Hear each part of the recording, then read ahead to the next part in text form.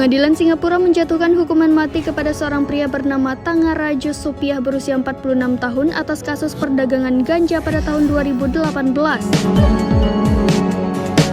Tangaraja Sopiah dieksekusi gantung di penjara Changi, Singapura pada hari ini Rabu 24 April 2023 pagi. Keluarga Tangaraja Sopiah tengah memberikan sertifikat kematiannya pada hari ini. Sebelumnya Tangaraja Sopiah dinyatakan bersalah karena membantu perdagangan 1 kg ganja. Tangaraja Sopiah tidak ditangkap dengan barang bukti ganja itu, seperti apa yang dituduhkan kepadanya. Jaksa mengatakan nomor telepon dari barang bukti menunjukkan Tangaraja Sopiah adalah orang yang bertanggung jawab untuk mengordinasikan pengiriman ganja itu, dikutip dari ABC.net. Tangaraja Sopiah telah menyatakan ia bukan orang yang berkomunikasi dengan orang lain terkait kasus itu.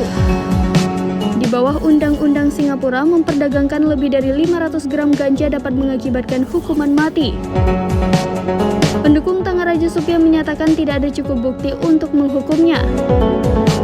Sebelumnya, pihak keluarga dan pendukungnya telah memohon grasi untuk Tangaraja Sopiah namun ditolak.